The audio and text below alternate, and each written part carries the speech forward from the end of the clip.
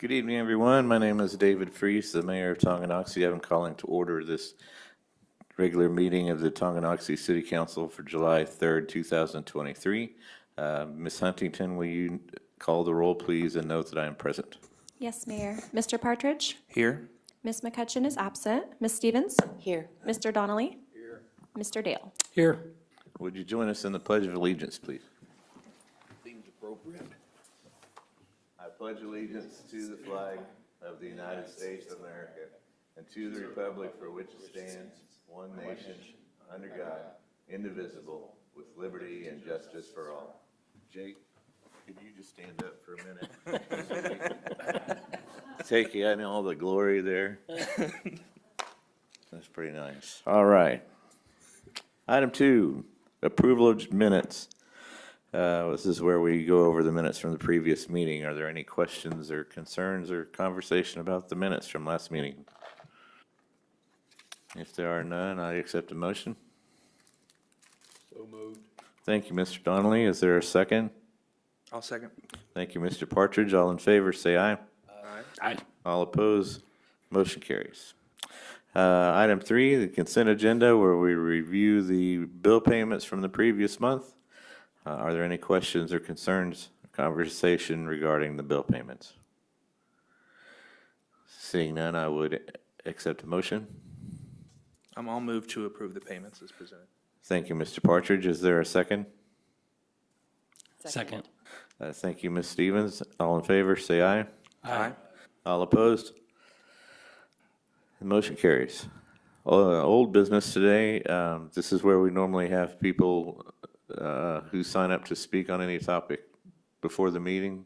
Mr. Porter, no one signed up? All right, thank you very much. On to new business. Item A, review 2024 budget funding support requests from community groups. Mr. Porter.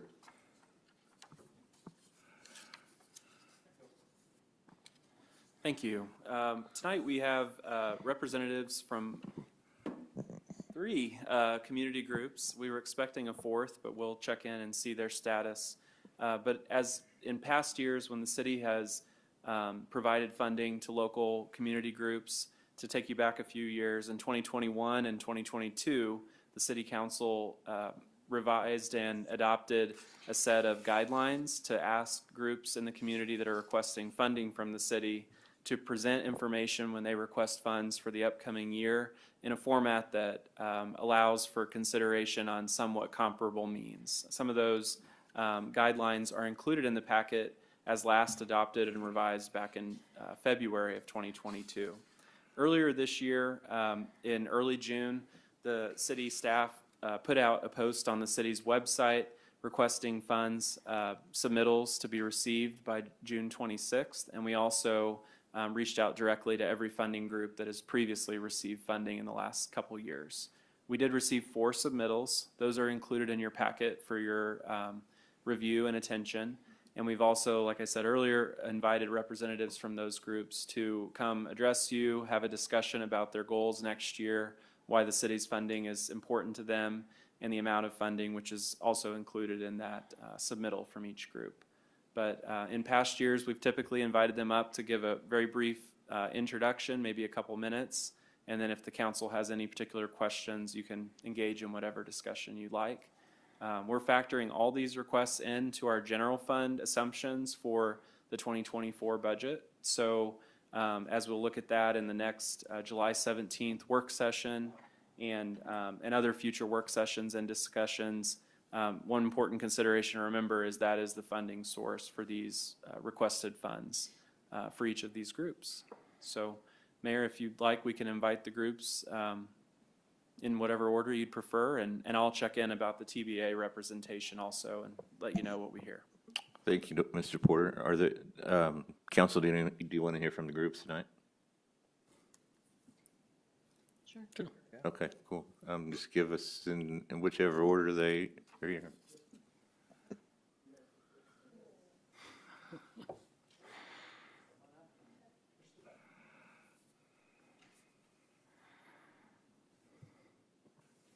Good evening, everyone. My name is Natalie Freese, and I'm here on behalf of our farmers market. I wanted to share some information with you, and then, of course, if you have any questions, I might address as well. Just for the beginning of our 2023 season, we've had 8 markets so far, and I wanted to mention that our consumer attendance has increased. And so, in fact, I have these totals. We had 456 the first market, 700 the second market, and then we had 221, 260, 434, 313, 367, and then last Thursday during a heat advisory, we had 484 people show up. So on average, about 400 per Thursday. Also, we're excited to announce that our vendor number has increased as well. Last season, we had a solid 10.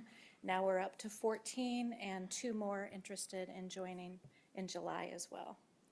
We continue to have nonprofit air booths for free. Team Tongi has taken advantage so far, in the fire department as well.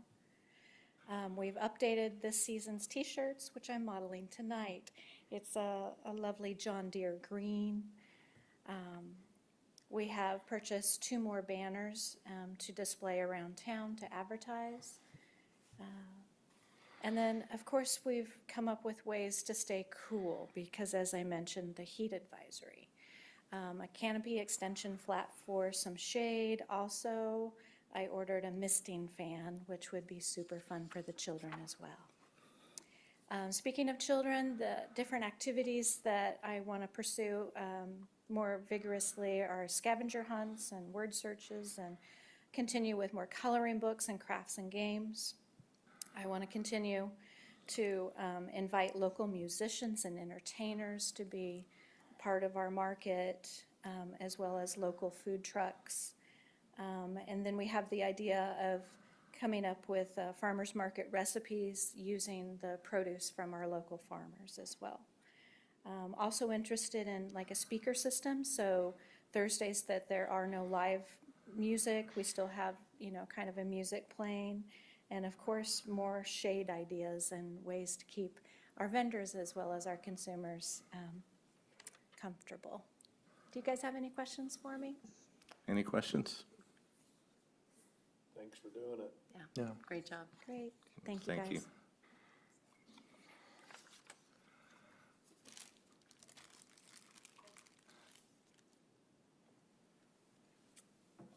Hi, I'm Chris Roberts, and I represent the Historical Society and Museum. I think we want to just say thank you again for all of your support. But the cool things that we've done this year, History Camp was the first week in June. We had 17 students. First year was 11, second year 14, this year 17. Our theme this year was Kansas Stars, History Meets Science. And basically, we focused on people in Kansas who've made a difference. And it was especially rewarding because the last day of camp, one of the kids looked at the wall with the map of Kansas and pictures of all these Kansans who invented ices and, all kinds of stuff, and said, wow, there's a lot of people up there. And so that was kind of cool. We also have tried to work some with the library whenever we can, and we helped with the scavenger hunt, the Bigfoot scavenger hunt. So most of the clues, while Susan certainly wrote some of them, so we helped out a little bit with that as well. Probably we're working on a couple of things that we're most excited about now. One is refreshing the one-room school exhibit, and so we are researching about 25 one-room schools from the southwest part of Leavenworth County. And we've got a team of people working on that. We're putting together a PowerPoint that will become part of the permanent display in the schoolhouse. So that'll be a lot more robust exhibit, and we'll draw people from more around this part of the county. But probably the most exciting thing that we're working on is the Five-Town Picnic. So 100 years ago, in 1923, Victory Highway was completed between Kansas City, Kansas, and Topeka. When we say completed, it was totally paved, and this was very unusual in 1923. So there was a big Five-Town Picnic, and Tonganoxie boosters were really big in promoting this. And for the town's fielded town baseball teams, and there were baseball games, and people came to celebrate this. And Victory Highway Prior to that, Golden Belt Highway had been in that route, and then, of course, now most of it is Highway 40. We're working on that with the Watkins Museum. The Watkins is also working with the State Historical Society, and we are pulling in the Wyandotte County Historical Society and the Leavenworth County.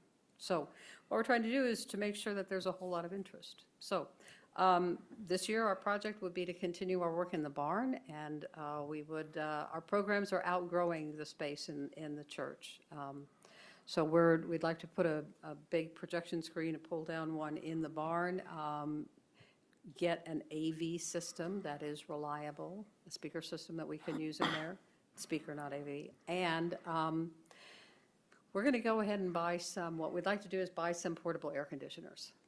And it won't make it like this, but it will come close. And I think that if we focus on the days that it's really hot and spend a day ahead of time cooling or that day, I think that we can get to have a much more comfortable space. So it's used a lot by the community, and we also use it for our programs. So any questions?